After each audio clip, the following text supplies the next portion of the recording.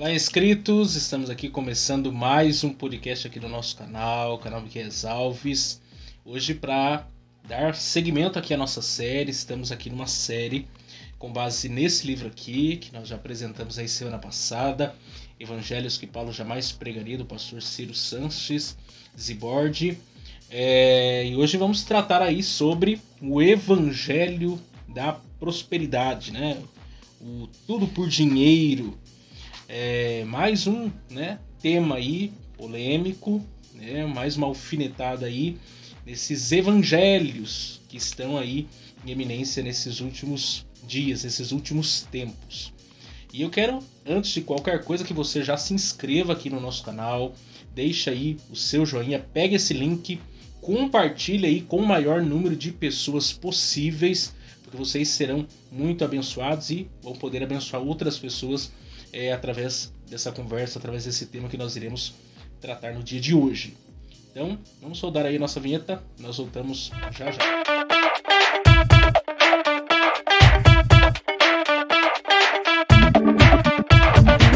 Muito bem, então, estamos de volta e hoje aqui, nosso convidado, né, para tratar desse tema, meu amigo aqui, nosso irmão Arlindo Evangelista, né? Nosso irmão Evangelista Arlindo. Estudou também com a gente lá na FAP, lá, não na mesma sala, né? Mas na mesma época, sim. Ele saiu antes de mim, né? Se formou antes de mim. Uma sala à frente você tava, né? Foi uma ou duas à frente? Foi um ano. Mas você tava 2 salas à frente. Você tava na mesma sala do Gidiel, né? Do Alex. Isso. Sim. Tava, acho que umas duas turmas à frente a minha na época. Nós somos a segunda turma a se formar. E tá aqui, eu quero que ele comece aí se apresentando antes de qualquer coisa, antes de nós começarmos a tratar desse tema aí. Como já foi dito, né? Meu nome é Arlindo, eu já estou servindo a Deus em Pindamonhangaba. Praticamente desde que eu mudei pra cá. Há uns 16 anos. Hoje eu sou evangelista no Ministério de Deus no Belém, aqui em Pindamonhangaba. Ali no Mombaça, né? E a primeira igreja que eu vim congregar aqui em Pinda é Mombaça. Desde então estou ali servindo o Senhor. Você nasceu e foi criado na igreja, não? Não, tem uma história, né? Tem uma história.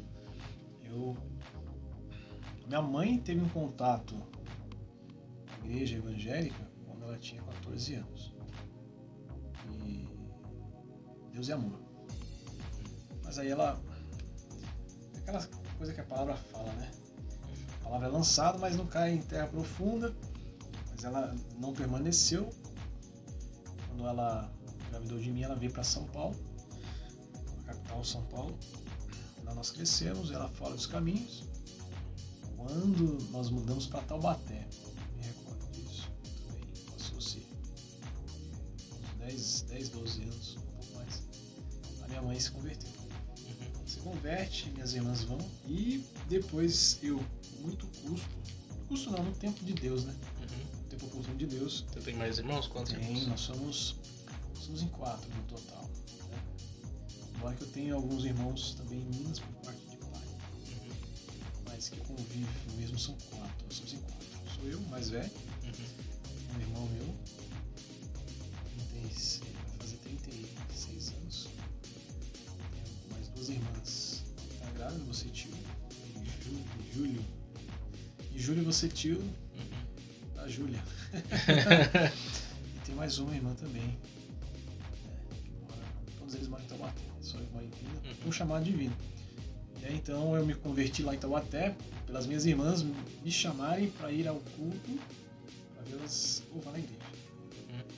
Eu acho isso muito interessante nas igrejas pentecostais, essa questão dos grupos, né? E por aquilo que pareça, isso funcionou para mim. Para ver as crianças cantando, porque a igreja era muito pequena. E de criança só tinha as 2 e mais uma. E aí eu pude ver Deus atuando na vida daquelas crianças ali. Funcionou demais. Um dia eu aceitei Jesus. Isso é muito bacana. A maneira que Deus trabalha, né? É... Foge da nossa... Então, Depois que a gente pensa, nossa, num culto assim, E num culto, numa igreja sem parecer formosura, eu morava na área rural, em Taubaté na época, né, desde os meus 9 anos até os meus 24, 25 ali. E é impressionante isso, né? Como Deus atua nessas igrejas pequenas. Eu ajudo um pastor, o pastor Vives, até dar um abraço para ele. Preciso voltar lá novamente, aqui no Pouso Frio. Sim. Já vai para 9 anos já. Sei quem é. Da Ivete? Isso, pastor Ives. Sim, a Ivete estudou com a gente lá, Sim, na mesma sala verdade, aqui. A irmã Ivete.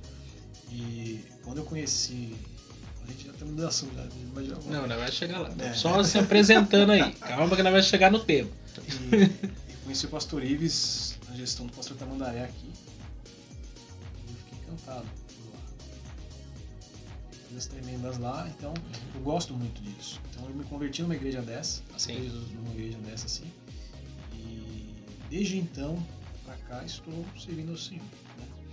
O interessante é que antes de eu estar nesse culto, as minhas irmãs me convidaram, lógico, isso já estava tudo já definido por Deus, né? Deus já sabia disso tudo. Um pastor teve em casa um dia, me lembro muito bem disso, Sebastião. E vivi numa vida assim desregrada, né? Foi um sábado, eu ia sair com os amigos meus, na balada, porque nessa época eu não era cristão. Ele falou: olha, Deus tem um chamado na sua vida.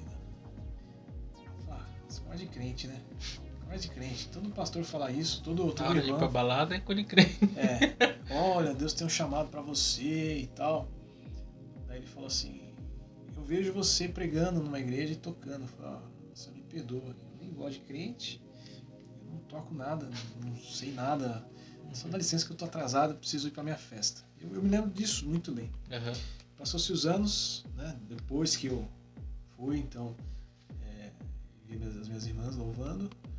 Eu comecei a arranhar um pouco o violão. Não toco violão. Nossa, eu tento, mas...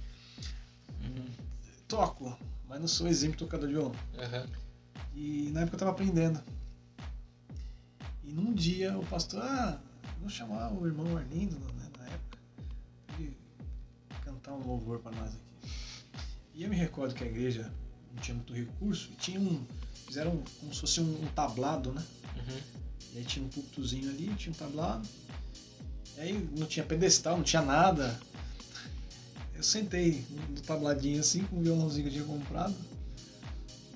Comecei a tocar, eu navegarei. E aí, sabe aquele flash na sua mente? O pastor dizendo: eu te vejo tocando, pregando e tocando numa igreja. Meu Deus, como Deus é. Mas nossa, para chegar nisso tudo foi uma longa trajetória. Eu me converti lá. Quantos anos você se converteu? Você lembra? 24 anos.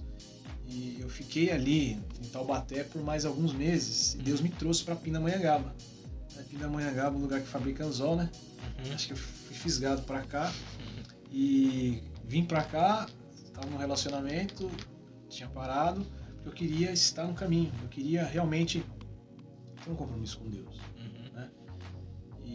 Mas é aquela coisa. O inimigo põe coisa no coração, um tropeço aqui, outro acolá.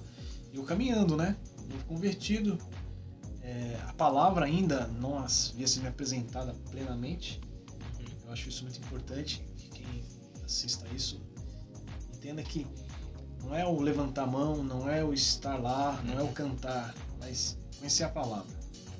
E aí então eu comecei a ler mais a Bíblia, a tentar compreender, que pro neófito é difícil. Aí você veio pra cá, você já veio pra Assembleia mesmo? Então, até então não. Eu trabalhava numa empresa onde o dono da empresa ele era evangélico. E ele me indicou uma igreja, né? Era o Evangelho Pleno. Nem sei se tem em Pindamonhangaba ainda. Eu acho que tem sim. Porque em Taubaté tem um templo grande lá. Acho que até mudou o nome. Não sei.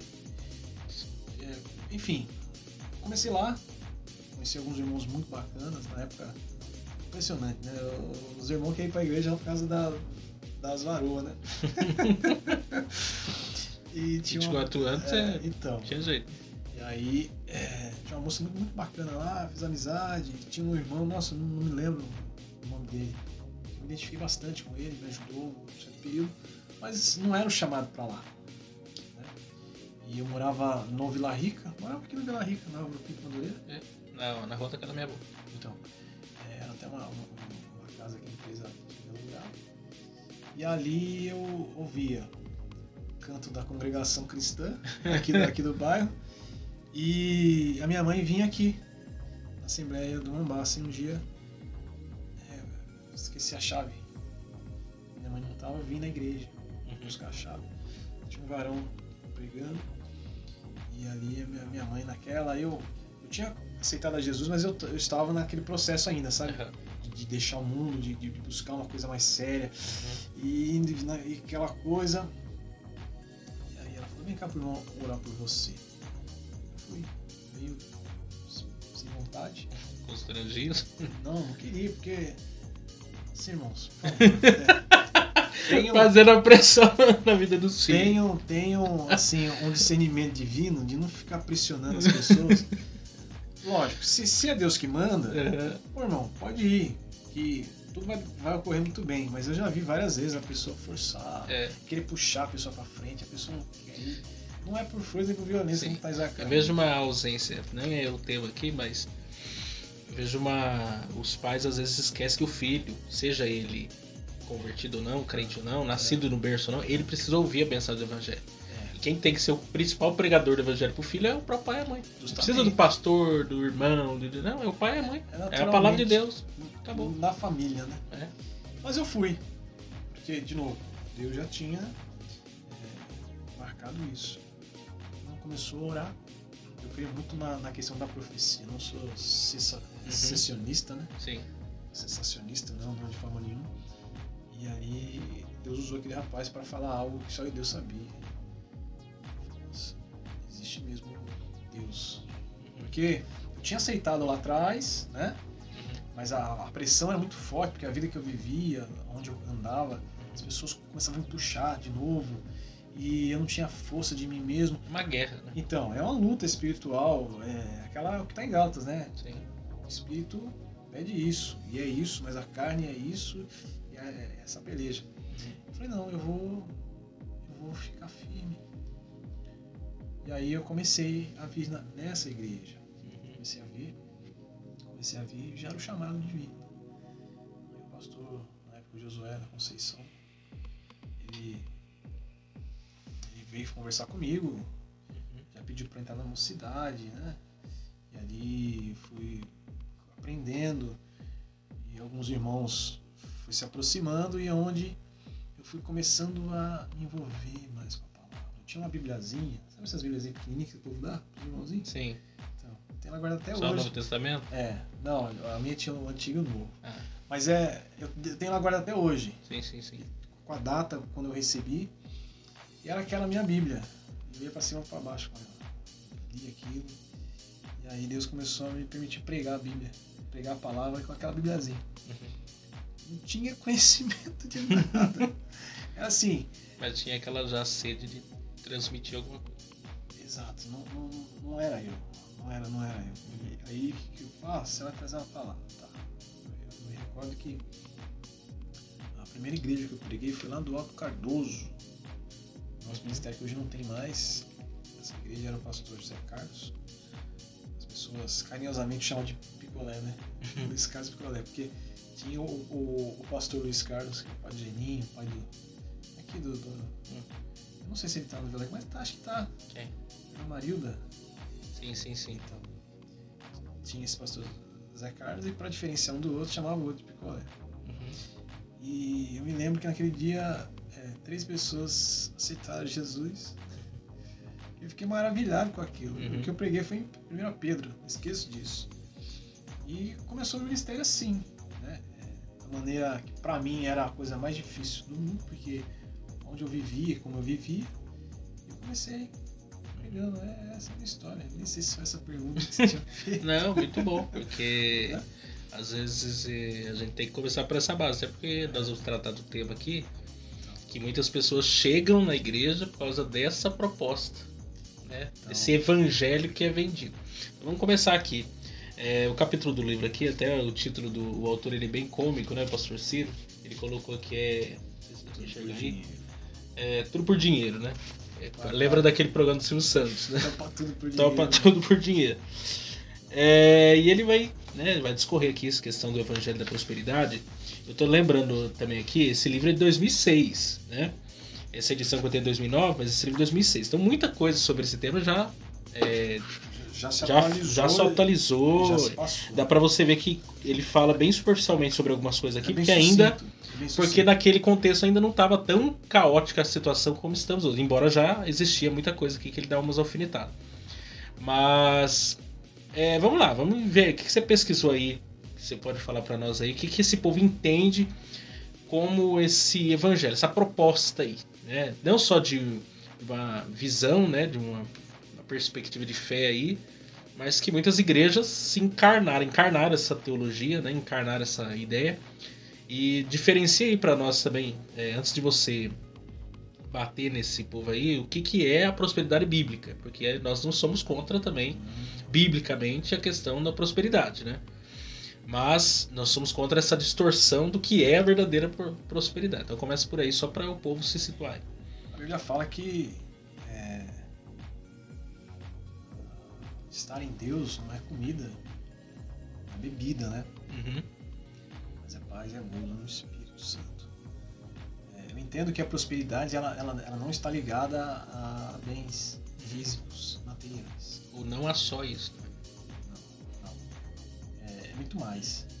É um estado de espírito. Provérbios fala que há duas coisas nesse mundo que nunca cessam: o olho humano e o Sheol, né? Ou a cova. Você pode ter a quantidade de coisa que você quiser ter e você nunca vai cessar, você sempre vai querer mais. Uhum. É até impressionante. Nisso que eu estou dizendo, eu recordo que comprei um carro, seminovo na época, bonitinho e tal, fiquei feliz e tal, sai concessionário, nossa, o carro. Rapaz, não deu 2 ou 3 meses, eu parado no semáforo, olhei para um carro assim, por que eu não comprei naquele carro? Uhum. Mas Deus é tão misericordioso e bondoso que vem ao meu coração a palavra de Deus assim, mas espera aí, você não está grato com isso que você pediu? E uma das coisas que eu havia dito na época é que eu iria usar aquele carro para obra. Eu faço isso até hoje, né?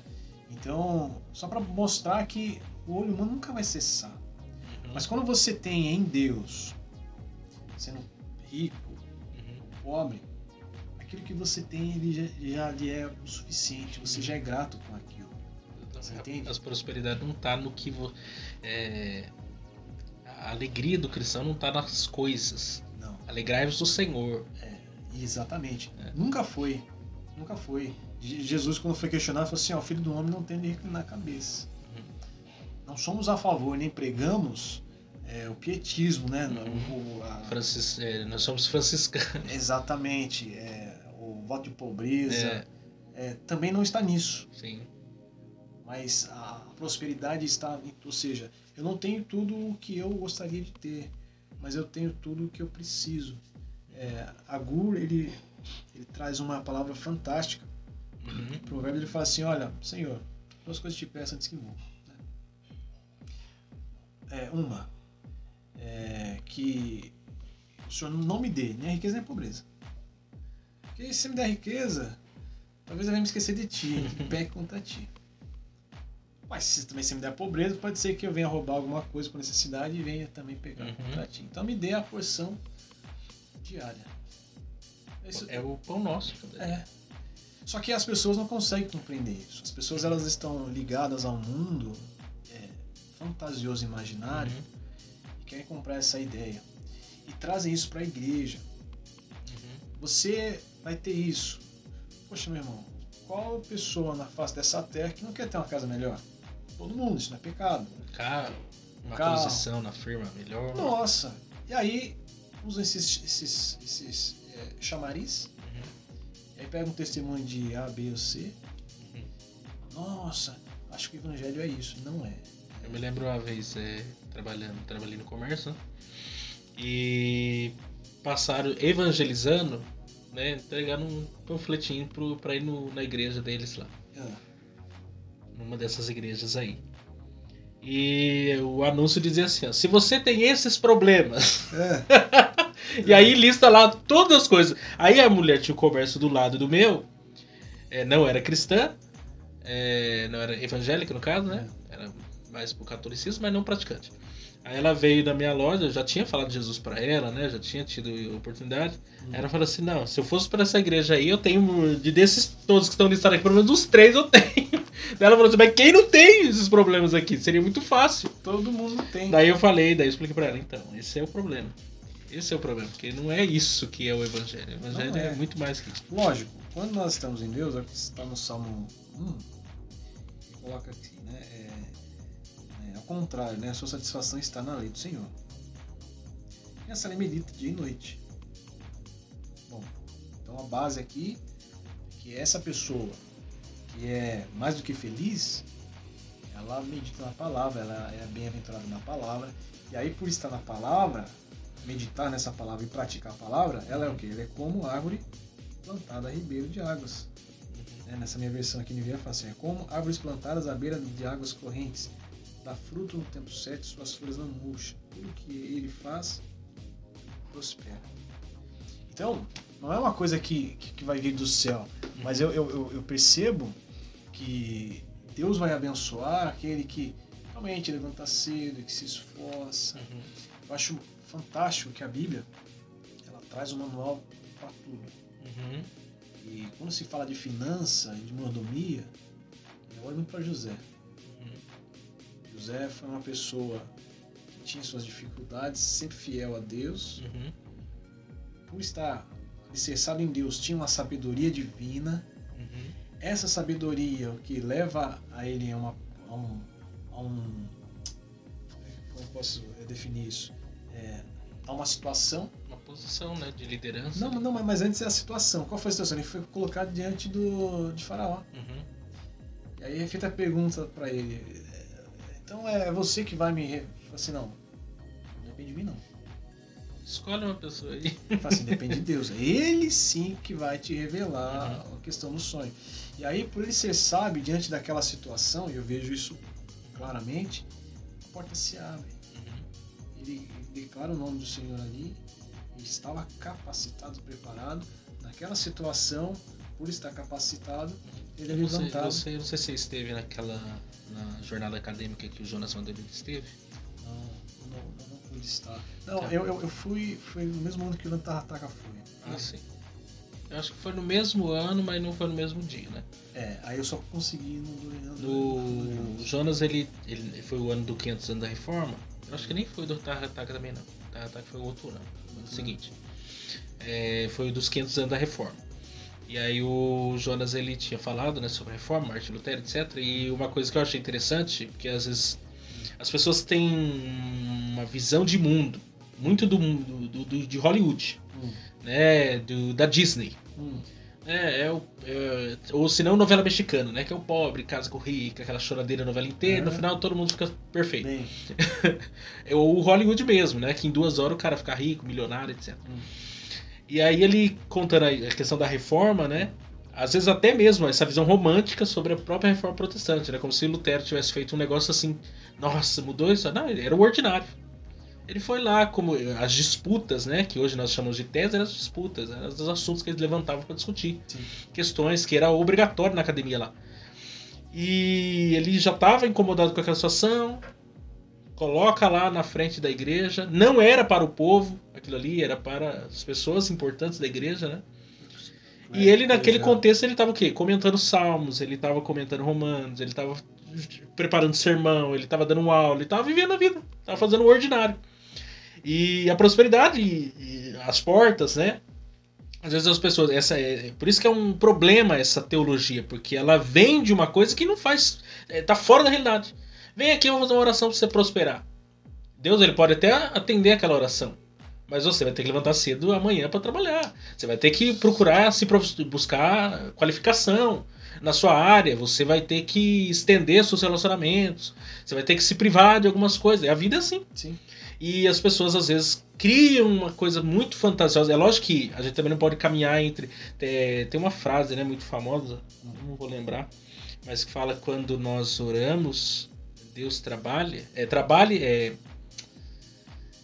como tudo se dependesse de você, né? Alguma coisa assim. E ore como se tudo dependesse de Deus, ou ore como se tudo dependesse de Deus, trabalhe como se tudo dependesse de você. Eu não lembro a frase como é, mas tipo, você tem que depender de Deus, mas você tem que trabalhar também. Inclusive Deus é quem Deus deu propósito para a vida do homem, para trabalhar.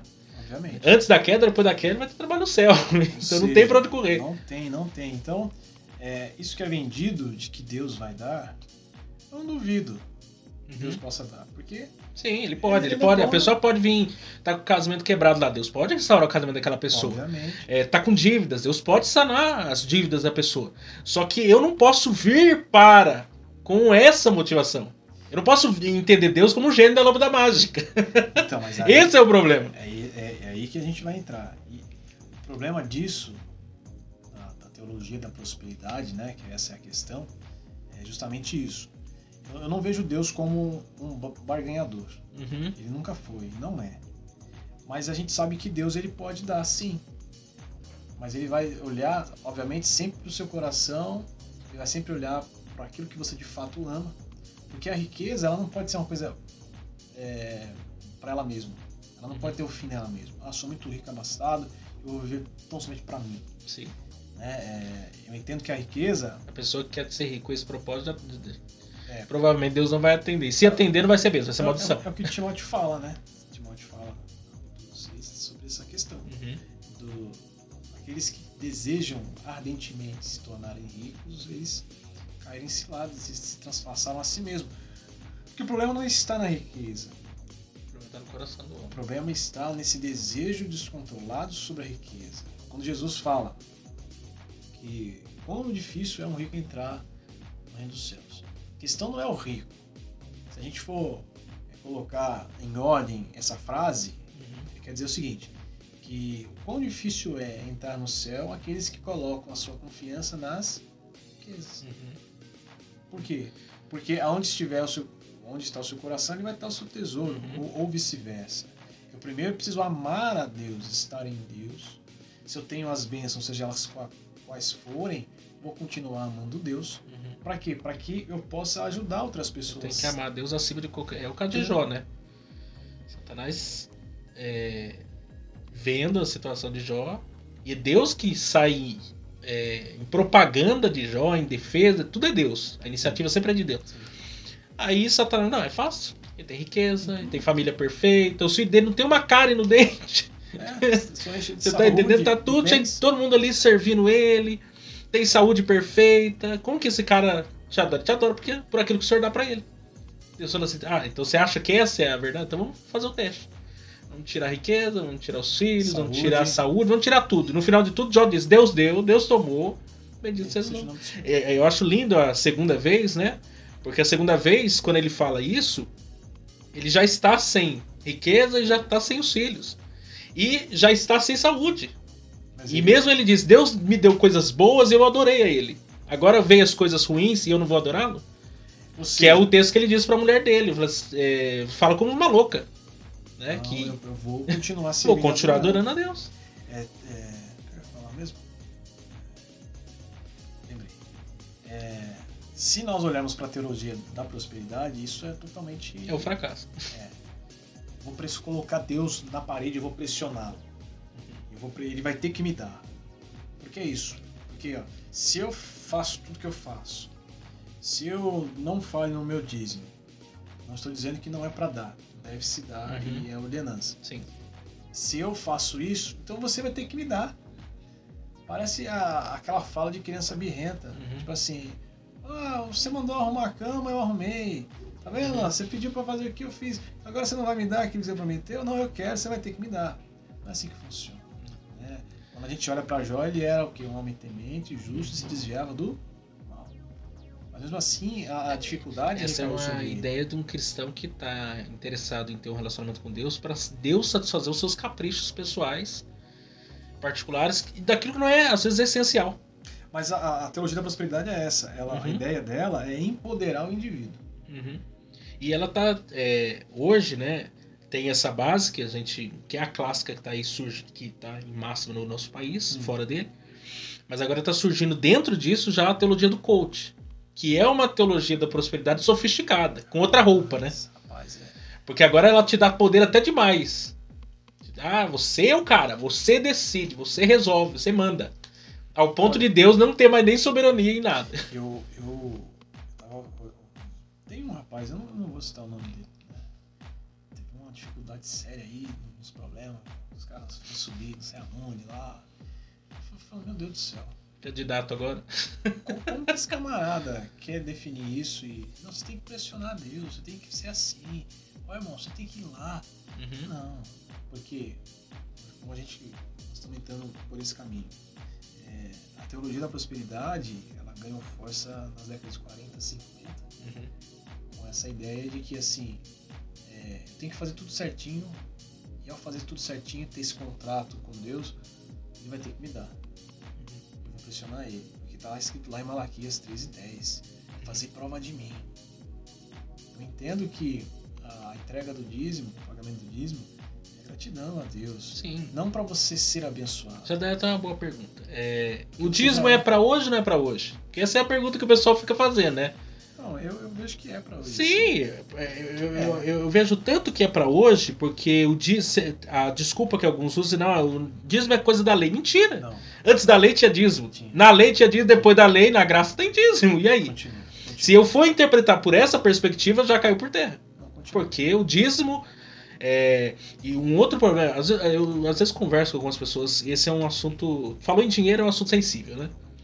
E as pessoas acham que dízimo... Dinheiro, primeiro, as pessoas ficam preocupadas para onde vai aquele dinheiro. E aí já tá errado também, porque você não dá preocupado para onde vai. Você tem compromisso com Deus, antes de qualquer coisa. É lógico que a gente fica preocupado para onde vai, mas se você fica mais preocupado para onde vai do que o seu compromisso com Deus de ser um dizimista, você não dizima também. Sim. Né? Aquele receio, né? Aquele medo. Assim. Olha, eu tenho duas visões sobre isso. Realmente, a gente não deve se preocupar para onde vai. Mas é muito importante saber para onde vai. Porque, sim, assim, a igreja deveria ter mais transparência em relação a isso. Porque existe muita falcatrua. Sim. Que já é outra história. Mas, acima de tudo, deve ser entregue, deve ser dado. Sim. E esse valor, obviamente, eu entendo que todo pastor que vive da obra, que é integral a obra, que faz a obra, tem uns que não faz. Sim. Deve receber. Ele merece. Sim. Assim, a família dele merece. O que eu vejo das nossas igrejas, né? É porque assim, a desculpa que as pessoas usam é isso, né? Usam uma falha que talvez exista no sistema. Em todas as igrejas existe uma falha no sistema, até a mais bonitinha tem uma falha. São pessoas. Aí a pessoa que já não tem o anseio de dizimar fala, não vou dar por causa disso ou daquilo. Não é isso a base do porquê você dizima. Ou você oferta, ou qualquer outra coisa, se você contribuir ali na obra de Deus. Porque tem gente que gosta de usar álibis, né? Que é usar um pretexto ali, uma desculpa para não fazer, se ver descompromissado com aquilo ali. Que é o errado. Ou senão a pessoa fala assim, não, eu dou meu dízimo em outra coisa. Ajuda outra pessoa. Não, dízimo é dízimo. Dízimo é trazer o dízimo à casa do tesouro. Você quer ajudar alguém? Você ajuda alguém com outro recurso. Dízimo não, dízimo é dízimo. É bem controverso, assim, não é controverso porque é um fato, né? É isso, tuque. Mas eu estou dizendo que eu vejo muitas vezes líderes barganhando com, é o seguinte, você dá o dízimo, né? Então, tem que te dar o dinheiro, então faz o seguinte, abate esse dízimo. Então, assim, há coisas que convém num dado momento, não, mas você não pode usar o seu dízimo para outro lugar. Sim. Você entende? Mas são coisas que de fato acontecem. Mas o dízimo deve ser dado, porque o assunto não é esse. Mas, dentro da teologia da prosperidade, a ideia é essa, de você, quanto mais você der, mais você. Não funciona bem assim. Se fosse assim, aquela pobre viúva, não, mas ela deu todo o sustento que ela tinha. Deus não quer que você tire tudo da sua casa para entregar na casa dele e talvez te fazer falta. Não. Ali é um ato de fé daquela maneira. Sim. É nessa questão que eu vejo Deus atuar. Ela faz prova de mim. Se entregou sem pretensão nenhuma, por amor. Então, na dificuldade eu vou te ajudar. Eu já passei muita dificuldade. Passo até hoje, ainda mais esses últimos anos, né? Deus me livre, como tá difícil. Mas em nenhum momento assim, eu neguei algo para alguém. Se falei não, porque eu não tinha realmente. E Deus abriu as portas de uma maneira tão grande assim. Sim. Mas existe um mito sobre essa questão do dízimo. Tem pessoas que não são evangélicas, não são cristãs, não têm nenhum compromisso com Deus, mas eu tenho que dar um dízimo porque eu dando dízimo, Deus vai me abençoar. Sim. Peraí, é a sua vida. Oferta sacrificial. Então, mas e a sua vida? Porque tem pessoas que fazem esse apelativo. Não, irmãos, é a oferta sacrificial. Se você tiver no bolso aí, você dá. Não funciona assim. Agora, temos que dar, temos que cumprir a lei, mas a teologia da prosperidade peca nessa questão, que é quanto mais você der, quanto mais você dá. Tudo surge nos Estados Unidos. E junto com esses evangelhos televisivos, esses missionários televangelistas, esses telepastores, né? E aí eles apresentam um mundo para essas pessoas, o povo fica deslumbrado. Tem um relato que um cara lá dizia que ele orava e Deus transformava as notas de 10 em 20 dólares. Pelo amor de Deus, eles oravam. Não, tem no Brasil. Tem, coisa de louco. Não, né? tem no Brasil gente que ora para aparecer dinheiro na conta. Tem dente de ouro. Gente, esse não é o Evangelho. O Evangelho em Cristo, o Evangelho de Deus é justamente o que está nele. O triste é porque isso há hoje uma migração, né? Porque isso tudo que tem o Gamaliel tinha razão lá, né? Acho que é Atos capítulo 5, Atos capítulo 4, né? Se é de Deus prevalece, não é de Deus se desfaz. Sim. E essas teologias elas vão se desfazendo ao longo do tempo, né? De modo que elas vão se renovando para manter o status. Mas há um êxodo tão grande de pessoas que saem dessas igrejas frustradas. Uns nunca mais voltam não querem saber mais de igreja. Porque alguém, usou da inocência. Porque é um marketing bom. A pessoa tá lá quebrada. Entendeu? Tá com problema, tá com dificuldade, tal, a empresa dele não tá indo bem e tal, aquela coisa.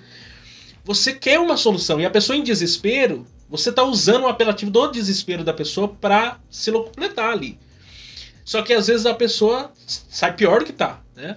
Eu já vi exemplos de pessoas que foram pra igrejas assim e começaram a dar coisas de casa pra igreja. A ponto das pessoas que não eram crentes em casa, vendo a atitude da pessoa, ia lá na igreja e buscava de volta. Você tá entendendo? De chegar a esse ponto, quer dizer, é um mau testemunho tão grande, um apelativo tão grande, fora da realidade, você fala assim, meu Deus, a que ponto chegamos das pessoas entenderem. Eu vi você deve conhecer o Pondé? Sim. Esse coach aí, que agora é até candidato aí, ele tinha feito um evento, não sei onde no Brasil aí, que ele tinha chegado de Porsche num lugar que eu acho que era quase com um estádio, e chegou de helicóptero, né? Chegou, né? Aquela coisa. E o Pondé participou do podcast do Flow e colocaram lá pra ele ver, e ele um ateu, porque as pedras estão clamando. Esse é o ponto. O ateu falou assim, então, isso não é cristianismo. O ateu que não crê em Cristo como nós cremos, que não crê no Evangelho, não crê nada. Ele falou assim, mas isso não é cristianismo. Jesus morreu numa cruz, o cara pregando. Jesus morreu numa cruz pra esses caras andar de Porsche se achando o rei da cocada. Lavou o pé dos discípulos. Você tá entendendo? Andou com os marginalizados para as pessoas agora usarem esse marketing, essa base que pra mim não... Secular. Nossa, é totalmente... Não, é secular, não tem nada de Deus. E para utilizar, para distorcer uma verdade que não... não tem nada de Deus. Essa teologia da prosperidade, ela vem com a ideia assim, que o cristão ele tem o direito ao bem-estar. Ele tem o direito ao bem-estar, né? E ele tem que reivindicar essa questão, né? Eu tinha realmente aqui Romanos, deixa eu ver. Romanos, que é uma beleza, né? Romanos 12, deixa eu ver.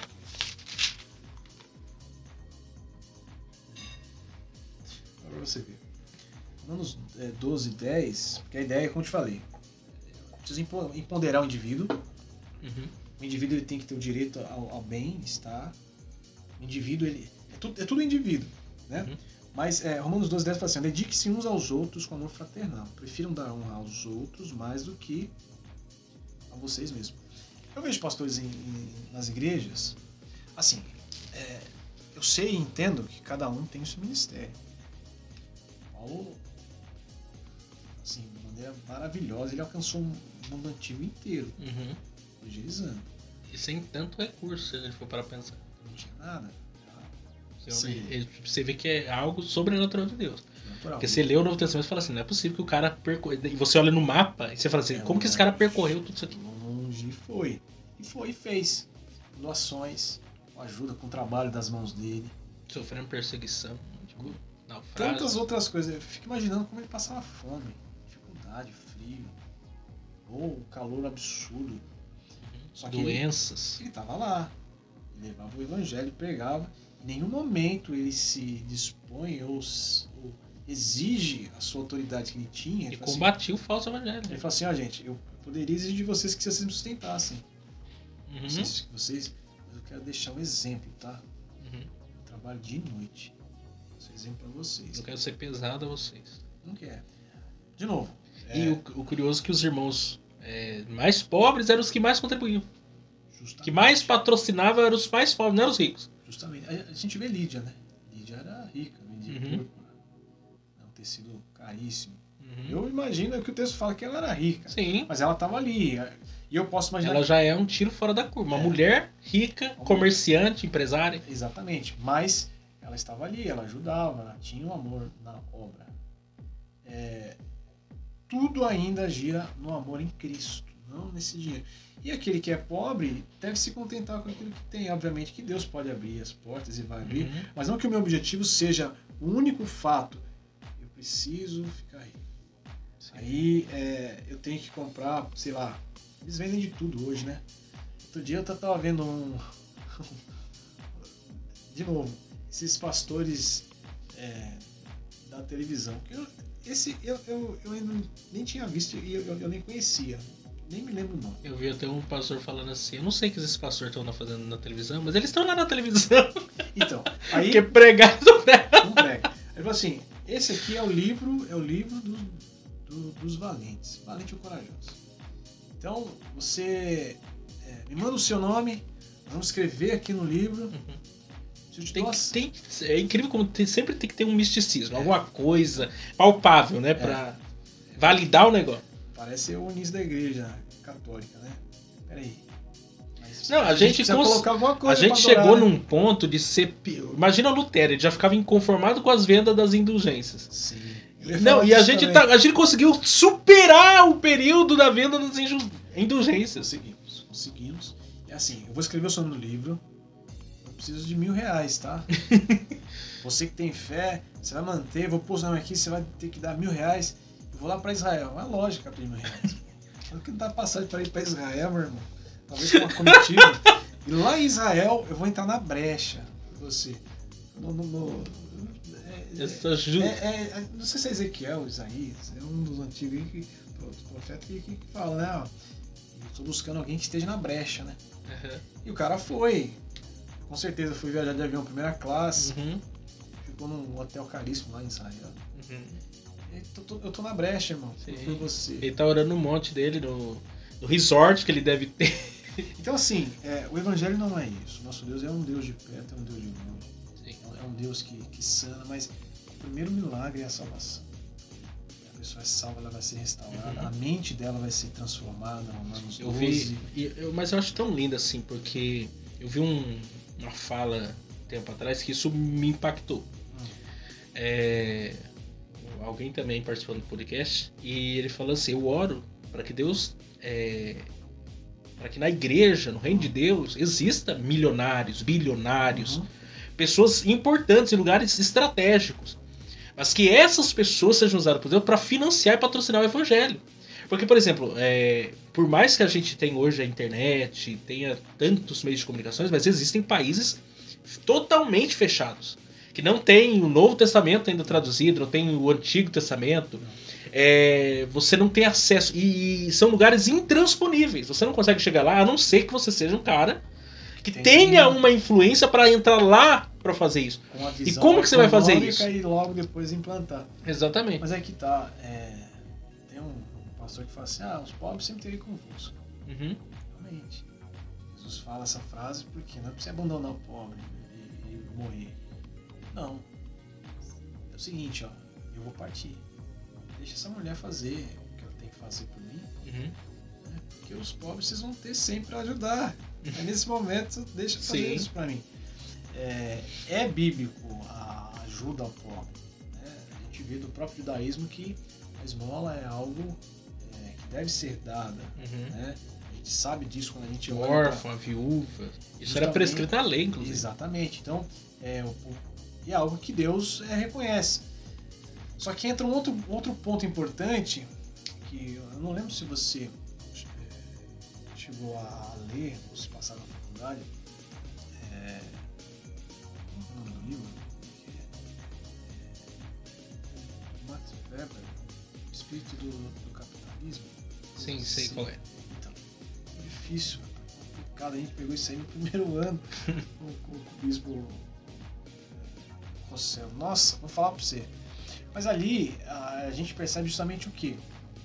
Essa ideia de que a Igreja Católica, na época, e prega até hoje, que não é importante que você tenha riqueza aqui, a sua riqueza está lá no céu, tá? E a Igreja Católica é uma das mais ricas instituições do mundo. Não estamos atacando a fé de ninguém, não. Estamos falando um fato, fato. Que era isso mesmo. Então assim, você não vai precisar. Tanto que, eu lembro que o professor dando aula, Ricardo, ele falava assim, rapaz, os caras ganhavam muita grana, porque o cara tava morrendo. Os caras iam lá dar extremunção, o camarada, e já falava, você não quer deixar pra igreja, não, porque já fazia o cara assinar ali já, porque a sua riqueza vai ser lá no céu, de fato, Mas dentro desse propósito do livro do Espírito do Capitalismo, nós também podemos aproveitar aqui, e aí é com o nosso trabalho, que já desde do Éden já foi dado por Deus para que o homem lavrasse a terra para ter os frutos do seu trabalho. Mas até a visão que muitas vezes nós temos sobre o trabalho, sobre qualquer outra coisa, né? Tá equivocada, porque quando você trabalha lá na empresa que você está, ou qualquer outra coisa, você não está trabalhando para o seu chefe. Você está fazendo aquilo para a glória de Deus. Sim. Você está entendendo? Quando você entende o propósito maior pelo qual você está ali, você faz as coisas melhor. Só que às vezes as pessoas têm uma visão tão pequena de si mesmo, sobre o seu trabalho. É a história do camarada que estava construindo a basílica, né? São Pedro. O que você está fazendo? Eu estou fazendo uma grande obra. Ele era um pedreiro. Ele poderia dizer, porque na visão normal de uma pessoa, fala assim, eu sou um pedreiro sou Zé Ninguém. Sim. Mas da visão dele era outra. Não, eu estou construindo uma catedral, eu estou fazendo algo gigante. E no reino de Deus é isso. O que eu estou fazendo? Eu estou trabalhando para o dono de tudo isso aqui. E na verdade o trabalho ele mostra, porque assim, o seu trabalho, isso é lindo, né? Como que Deus, a questão do trabalho tem a ver com amor ao próximo, tem a ver com essa relação, amar a Deus e o próximo, né? O seu trabalho impacta a minha vida direta ou indiretamente. Sim. Por exemplo, a luz que nós estamos usando aqui, alguém está trabalhando lá. Você está entendendo? Você está vendo aí pela internet, alguém está mantendo a internet que você está consumindo isso aí. Quer dizer, o trabalho tem pessoas, o mundo está acontecendo. Você está dormindo, mas o mundo está acontecendo. Alguém está trabalhando. Se está chegando recurso para você, alguém lá na fonte está trabalhando, tá pensando, está quebrando a cabeça, está fazendo isso e aquilo. Então, prosperidade envolve tudo isso aí. Você se dar bem. E outra coisa, relacionamentos também. Você tá lá naquela empresa, e eu penso assim, e sobretudo na vida do cristão, né?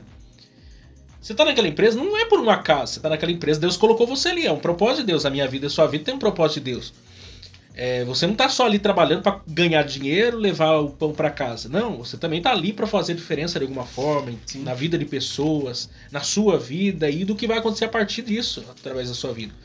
Só que às vezes as pessoas estão tão mesquinhas na sua visão de mundo que não conseguem entender o todo. Fica no seu mundinho ali e tem tantas coisas acontecendo.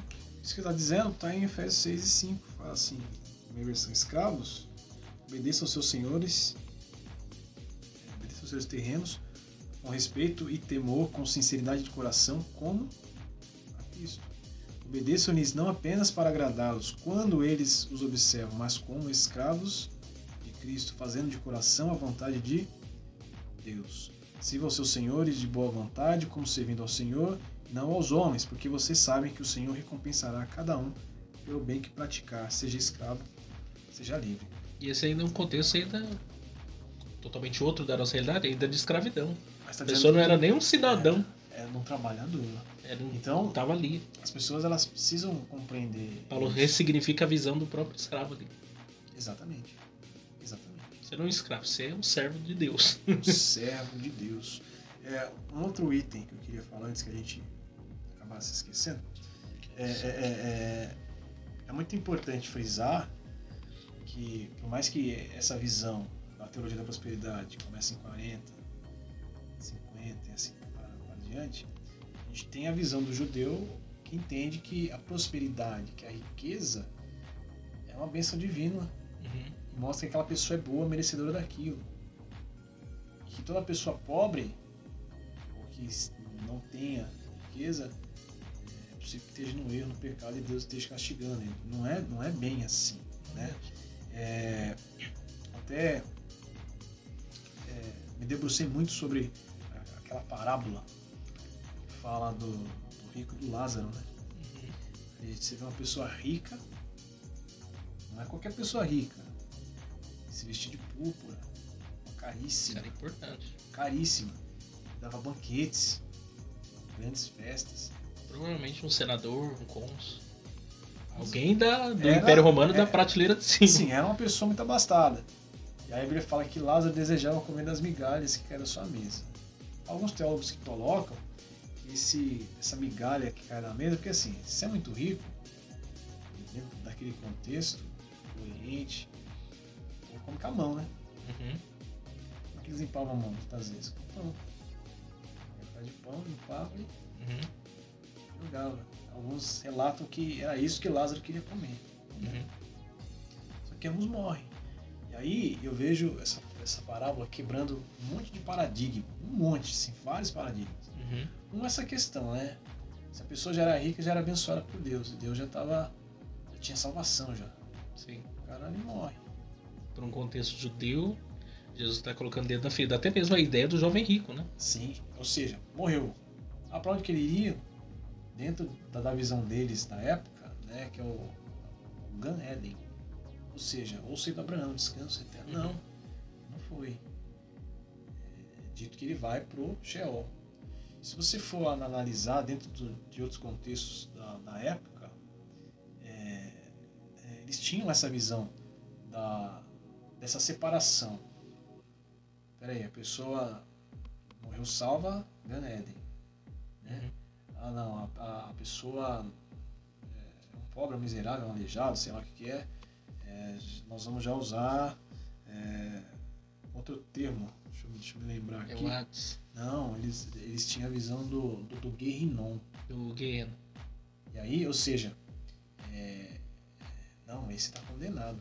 Esse já está... Não, você vê que se inverte. Aquele que a visão humana parecia estar salvo, não, vai para condenação, e aquele que parecia que já não, tem a salvação. Então, esse primeiro paradigma. Uma coisa tem que ser dita, ele não foi para lá porque era rico.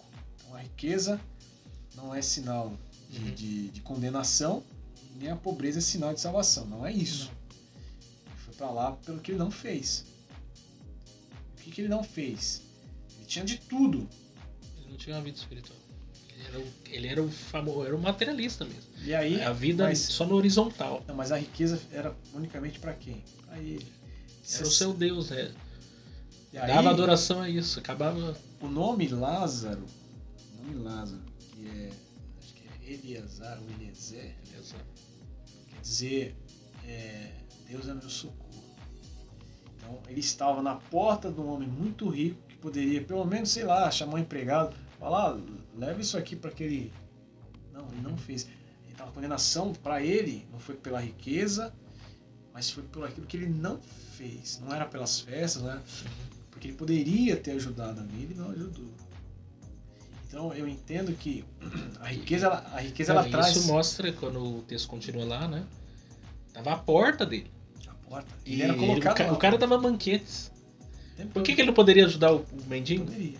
Então a riqueza ela Você traz... vê o egoísmo do cara. A riqueza, tão grande. a riqueza ela vem, mas ela traz consigo responsabilidades. Ela precisa ser aplicada.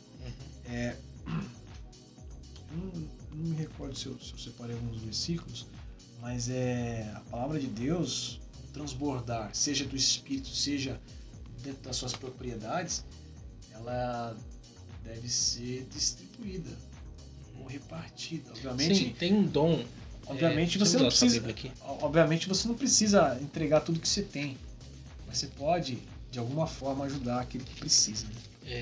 Romanos 12, Paulo, um dos dons do Espírito é o dom de contribuir. Que as pessoas querem só falar em línguas e profetizar, mas esse dom ninguém quer. Né? Esse dom aqui o povo foge dele. O dom da contribuição eu não quero não. Cadê? Temos diferentes dons, de acordo com a graça que nos foi dada. Se alguém tem o dom de profetizar, use-o na proporção da fé. Se o dom é servir, sirva. Se ensinar, ensine. Se dar ânimo, faça. Se é contribuir, que contribua generosamente. Quer dizer, é um dom do Espírito.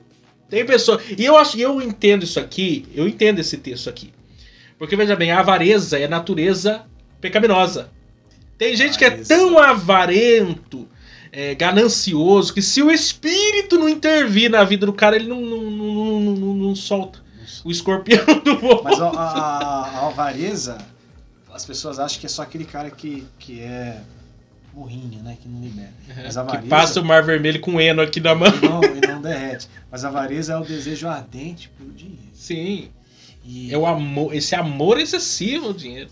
Mas é o que Jesus... De novo, essa parábola do rico e do Lázaro, ela está dentro de Lucas 16, mas quando você vê Lucas 16, desde o capítulo 1, Jesus começa a falar do mordomo, começa a falar do dinheiro, e aí é dito que os fariseus zombavam de Jesus por dizer essas coisas. A Bíblia fala assim, porque Jesus sabia da avareza do seu coração. Até a parábola dos talentos lá, que às vezes a gente acha que talento é pouco dinheiro, era muito dinheiro. Né? Denário era o trabalho diário, mas talento era uma quantia assim, muito grande de dinheiro. E o cara ganhou um talento, ele achava que um não era bom o suficiente. O cara esconde, retém, ele guarda, ele não coloca para render nada. Essa negligência da mordomia mesmo. E aí eu falo, não, eu sei como você é, temi, né? Mau servo. Exatamente. Péssimo servo. Mas a teologia da prosperidade, ela tem ludibriado muitas pessoas cegado com essa fala enganosa de que isso é o reino e não é.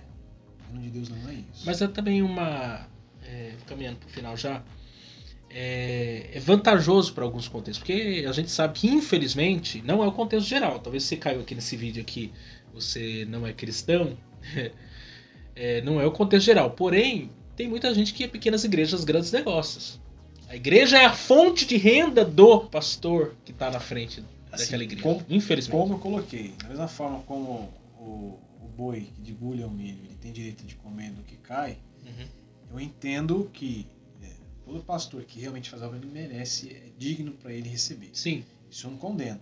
Né? Para mim, acho que toda igreja, todas as igrejas sérias deveriam sustentar os seus pastores, né, que vivem da obra, não com miséria, mas com um salário digno. Sim, até porque a gente conhece, e eu sei disso, você deve conhecer pessoas assim, que são pessoas simples, mas que se desgastam na obra de uma maneira que você chega a ter dó daquela pessoa. Que às vezes o cara trabalha... Eu conheci um pastor aqui, que foi da Madureira, aqui no Araretama. Ele era pedreiro, ele morava em casa pastoral, e ele carregava a igreja nas costas. E ajudava os outros ainda. E a igreja não dava recurso nenhum para ele. Ele construiu a igreja, ele fez tudo. Inclusive ele é missionário hoje lá no Tocantins. E uma vida sofrida. E uma pessoa que está se desgastando na obra de Deus. É o que Paulo falava, né? Eu me deixei gastar por amor de vós. Óbvio, os que estão na igreja não devem aproveitar a vida do pastor, né? Não, você está aqui, você tem que fazer. Opa, peraí, existem dois lados. Não é uma via de mão única. Existem coisas a serem cumpridas e deveres que recaem sobre ambos os lados. Mas eu acho que todos os pastores deveriam receber, sim, os que fazem algo. Sim. Mas agora, que existem algumas igrejas, que não são todas, que fazem uso da boa vontade alheia, da desgraça alheia, para crescer-se, para aproveitar, isso é verdade. Não são todas, obviamente, mas um e outro é. Eu não consigo entender por que os tempos devem ser tão suntuosos, sendo que quando a pessoa precisa de alguma coisa, não se tem, não se pode, né? Eu visito muitas igrejas, uma pelo meu trabalho.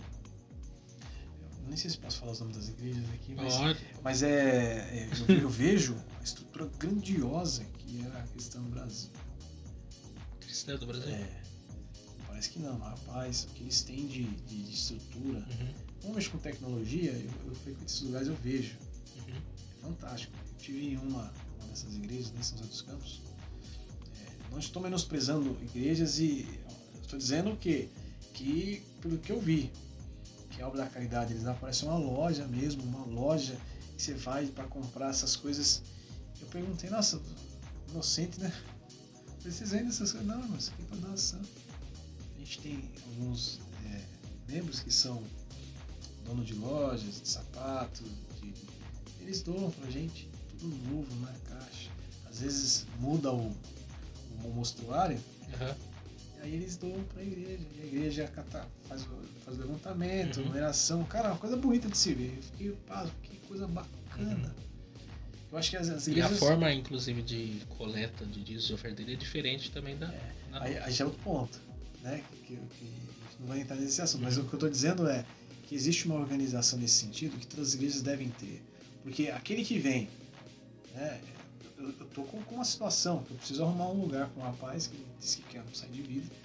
Onde eu vou colocar esse rapaz? Que ele E às vezes as nossas igrejas têm só templo, só o templo e não tem uma outra base estrutural para dar destino para a vida das pessoas. Não tem. Mas isso aí, irmão, isso aí como é que fala? Ai, meu Deus do céu. Até o Juninho, ele estava fazendo um trabalho sobre isso. Isso é integral? Não, isso aí, não. Esse tipo de teologia aí. Tem uma outra que eles falam também. A teologia do excluído e tal. Da libertação. Não tem, não precisa ajudar assim. Eu entendo que se a pessoa quer um recomeço, a gente pode dar. Sim. Deveria dar. Mas falta um recurso. Por quê? Não, porque você vai ter que dar para você ter mais para você, porque Deus vai te abençoar e nós vamos aumentar o tempo, nós vamos ter ele ponto, nós vamos ter não sei o quê. Vai ter televisão, vai ter rádio, vai ter tudo. Aí... Não que isso não seja necessário, mas às vezes a impressão que tem é mais um marketing pessoal mesmo da igreja e não com fins propositais de pregação do evangelho mesmo. Eu acho isso lindo. Eu fiz um trabalho sobre Epafrodito, Paulo falando sobre ele e sobre Timóteo também. Então ele coloca assim lá em Filipenses 2:19: espero no Senhor Jesus enviar Timóteo brevemente, para que eu também me sinta animado quando receber notícia de vocês. Não tem ninguém que, como ele, tenha interesse sincero pelo bem-estar de vocês, porque todos buscam seus próprios interesses, não os de Jesus Cristo. Então está dizendo que Timóteo, aqui no caso, ele vive em prol da causa do outro, né? Não fica atrás dos seus próprios interesses. De novo, eu entendo que um pastor, seja ele qual for, esteja trabalhando, ele quer o melhor para sua família. Mas o problema está no que a gente está abordando. Essa teologia de que, olha, dê o máximo que você puder, que Deus vai te abençoar fortemente. Não vem aqui porque nós vamos fazer você prosperar cada vez mais. Não, porque é essa igreja aqui que vai te fazer... Não é assim que funciona. É aquelas entrevistas depois do culto. Quanto tempo você estava na outra igreja? Que tava ruim, que você veio pra não cá. Aconteceu nada, você veio pra cá um mês, mudou tudo na tua vida. Vem pra cá. Não, isso não é evangelho. Eu sou... Não, isso não é evangelho de Cristo. Lógico, até mesmo nessas igrejas tem pessoas muito sinceras, né? Sim. O que dói no nosso coração é exatamente esse. Porque muitas pessoas foram pra lá machucadas, feridas, querendo uma resposta. Lá eles entenderam que tinha uma resposta. Mas nesse processo eles não conseguiram ter de fato encontro com o evangelho, mas com o evangelho intermediário, que não é o verdadeiro, não é o genuíno. Vamos falar de Cristo, vamos falar da expiação de Cristo. A expiação de Cristo, dentro do evangelho de Cristo, é o quê? Para aplacar o problema do pecado. Né? Eu até coloquei 3 pontos. A universalidade do pecado, a incapacidade do homem resolver o problema do pecado e a seriedade do pecado. Jesus se entrega para isso. E a maior, no quesito de oferta, a maior oferta foi Deus que fez. Exatamente. Só que na teologia da prosperidade, essa expiação de Cristo é o quê? É para tirar a doença, é para tirar a pobreza, é para você ser próspero. É uma redenção para uma vida melhor na terra, não para uma libertação do seu próprio pecado. E aí tá errado. Inclusive nessa igreja nem pregar sobre pecado se pega. Não vai. Não dá ibope. Então, ou seja, a expiação é para vida isso. de Cristo, expiação de Cristo, ele não sabe nem o que é essa palavra. Ou seja, o homem estava alienado e a expiação veio para unir, obviamente, resolver esse problema do pecado. Voltando para aquele assunto do Lázaro e do rico, tem um conto judaico que trata que se você olhar para esse conto e ver a parábola que Jesus conta, parece muito parecido. 2 judeus morrem e coloca que um vamos dizer que justo e o outro impenitente. De repente aquele que era impenitente olha a mesma situação, olha o outro recebendo a bênção. Não, eu quero para mim isso, a bênção. Você não pode receber a bênção, sabe por quê? Por causa do Shabat. Então estou falando do contexto judaico, tá? Por causa do Shabat. Você não se preparou para o Shabat. Veja bem, dentro do Shabat, o que acontece? Antes do pôr do sol na sexta-feira, o que a pessoa faz? Anteriormente, ele prepara a sua alimentação, ele faz a limpeza da sua casa, ele organiza tudo, deixa tudo bonitinho, tudo prepara para quando chegar o Shabat, ele só receber bênçãos. Você consegue entender? Vamos falar da salvação aqui.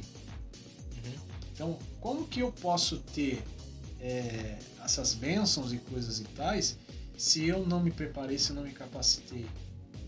Como que eu quero obrigar a Deus a me dar isso, me dar aquilo, sendo que não existe em mim um coração sincero e puro? Eu acho isso fantástico. Então as pessoas têm que ver que a expiação de Cristo, que é o ponto neofrágico da nossa fé, tem um propósito único, que não é só te dar bênção e prosperidade. Mas o ponto principal e culminante é ligar aquilo que estava alienado pelo pecado, separado pelo pecado, ele fazer essa junção novamente em Cristo e proporcionar ao homem o quê? A vida eterna, a salvação. Sendo rico ou pobre, sendo milionário ou não, sendo miserável ou não. Você entende? E aí a gente vê aquele ladrão na cruz. Olha como isso rompe, quebra com toda essa visão da teologia da prosperidade. O camarada era um bandido, estava numa condenação realmente digna para ele, porque ele era culpado. Mas quando ele olha para a cruz, vê Jesus, reconhece como seu Senhor, o que ele recebe? A salvação. Eu achei interessante que a Bíblia fala o ladrão foi crucificado. Hoje em dia o assassino não recebe uma punição decente, né? Naquele contexto totalmente mais caótico. Mas para fechar, não sei, para bater, não é cristianismo. Essa teologia não é cristianismo. Eu tenho uma posição fechada sobre certas coisas e já tem denominações, inclusive, que ao receberem pessoas de determinadas denominações, elas rebatizam até a pessoa. Até rebatizar a pessoa, rebatiza. Porque ela não considera nem como cristã. Porque a pessoa vem com uma visão totalmente distorcida de tudo, que você tem que começar do zero. Você não pode aceitar a pessoa como se ela já fosse uma pessoa cristã. Não, a visão que você vê não é cristianismo. Elas já rompem. É lógico que não é todas que fazem isso, mas algumas estão adotando isso, porque é tão maluco o que está acontecendo que a gente não tem nenhuma ideia do que as pessoas estão recebendo lá. Aí a pessoa teve um encontro com Jesus, veio para uma igreja séria. Como que eu vou tratar essa pessoa? Vou tratar essa pessoa como se ela já fosse uma cristã normal? Não, vou ter que ensinar tudo pra ela, discipulado. Não, vamos aprender o que é cruz, o que é evangelho, o que é Jesus, o que é Espírito Santo, o que é Deus, o que é tudo. O discipulado é fundamental, é necessário. Não se escandalize. Sobre o batismo, Bíblia fala que só há um batismo. Só Sim, eu também sou dessa posição, mas tem casos que Sim. porque a pessoa não entendeu, porque a questão entra nisso, nem ela sabe porque ela foi batizada. Mas entendeu? Eu entendo que aí é o discipulado já resolver esse problema. Não, sim, mas sim. É um ponto seu. Eu entendo isso muito bem e claramente. Olhando por esse viés, realmente, dá vontade de pegar o cara e jogar lá fora. Nasce de novo, né? Eu tô dizendo, a posição que algumas igrejas estão adotando por causa de ser tão extrema a coisa, de chegar a ser nesse extremo. Mas tá eu difícil. Também sou dessa posição do Não Sou Batista também. Assim, está muito difícil, é muito difícil. A igreja é triunfante, ela é única e ela está triunfando. A igreja de Cristo.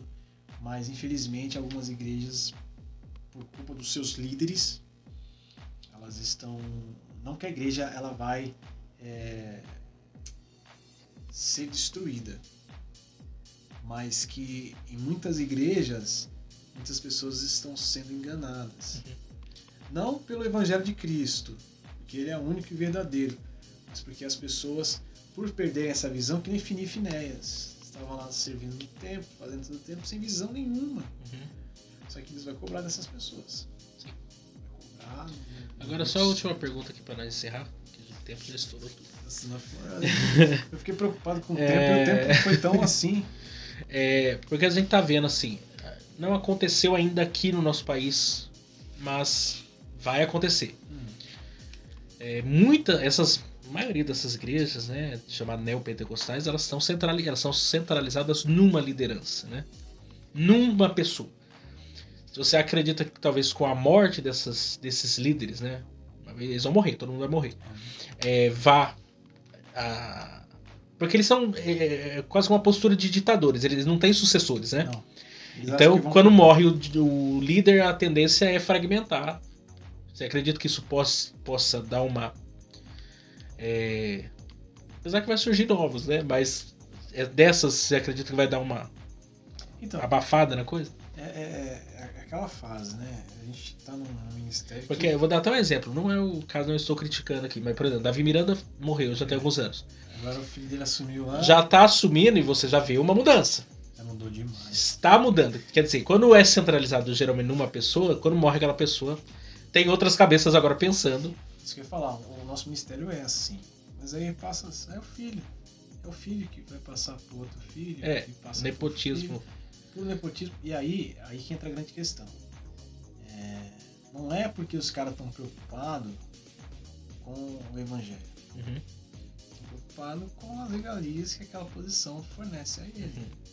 É a empresa que tem que passar pro filho. Porque assim, herança. Porque assim, existem muitas pessoas muito qualificadas e tementes a Deus. Só que aí nós vamos entrar num outro caminho, num outro mundo, que aí, rapaz, é complicado a gente começar a conversar sobre isso, porque tem pessoas que não conseguem digerir isso. E aí, o que acontece? Acho que todo mundo é assim. Não é. Tem muita gente boa. Eu vejo Deus agir de maneira tremenda. Sim. Naquelas irmãs fiéis, nos irmãos fiéis. Sim, não estou recriminando então, a igreja. Assim, em hipótese alguma. Respondendo, eu acredito porque ela, que... na verdade, a Deus Amor ela não entra na onda do neopentecostalismo. Não. Pelo contrário, é o antitipo do... totalmente... Completamente o antitipo. Ainda a Deus Amor está dentro da onda da quadrangular, por exemplo, da cura divina, né? Já porque a Deus Amor tem 60 anos. Né? Em torno de 60 anos. Ela ainda está bem antes da explosão das igrejas que surgiram aí a partir da década de 80, etc. O neopentecostalismo que nós conhecemos hoje, né? Eu gosto muito da Deus e Amor na questão da oração. Uma vez eu fui na Deus e Amor em São Paulo, me deram oportunidade lá. Eu fiquei pasmo, como é que o rapaz me chama, né? Sabia que era da Assembleia, e não pode, né? Eles não deixam. Me chamou lá, eu olhei assim e falei, mas rapaz, eu falei, você tem certeza? Ficou até incrédulo. Eu falei, não, traz uma saudação pra nós aqui. Eu falei, bem, vou trazer. Aí eu trouxe a passagem. Deu uma saudação em 3 pontos, expositivamente. Uma saudação expositiva do texto para você, meus irmãos. No grego esse texto dizia. E eu falei sobre Naamã. Senhor. Eu falei sobre Naamã. O pastor dava pula assim. Falei, rapaz, não era isso que eu ia falar. que Deus tá no negócio, que não sei o quê. Eu fiquei assim, tá. Mas aí depois desenrolou os negócios lá e falei, meu Deus do céu. Por que eu fui nessa igreja nesse dia? Porque tinha uma moça não, uma senhora, e ela sabia que era da igreja. Eu fui lá, eu sou evangelista, eu não consigo chegar num lugar e ver alguém e não falar da palavra ou trazer um assunto. E cara, nesse assunto eu falei, então, vamos hoje na igreja, vê aí, fala, não, vamos. E aí fiquei na cabeça, falei, então nós vamos sim, você vai comigo? Eu falei, vou. Aí fui a minha esposa, na época eu tinha minha filhinha, não, acho que eu não tinha Kelly ainda não. Aí nós fomos pro culto lá no Deus é Amor. Eu levei ela lá, né, que ela queria ir e tive essa oportunidade. Mas eu gosto muito deles na questão da oração. Sim. Né? Mas existe uma visão teológica muito... Eles não têm uma teologia... Rasa, né? Rasa, mas... não tem escola dominical, né? Não tem mas eles, muita coisa. Eles são muito... Mas eu creio que isso vai mudar. Fervorosos. Eles vão mudar. Tomara que para melhor em algumas coisas, né? Sim. Lógico que vai causar impactos, mas toda mudança é um risco, né? Como eu falei, passando também no outro cliente... A Assembleia de Deus também, nós pertencemos à Assembleia de Deus. Quantas mudanças a Assembleia de Deus nos últimos 10 anos? Mudou muito. Nossa, isso, mesmo que a gente teve sempre uma postura de ainda escola dominical, estudo e tal. Não, mas mudou muito. Mas dos últimos 10, 15, 20 anos, o salto é mortal. Hoje você tem pastor de Assembleia de Deus, doutor, mestre, pós-graduado em não sei o quê, biblista, um monte de coisa. No passado isso seria uma loucura total. Quando eu fui fazer a FAP, isso que eu acho estranho. Tinha um pastor, ele foi seminarista. Pô, ele estudou. Assim, mas por que você quer fazer teologia? Mas pra quê?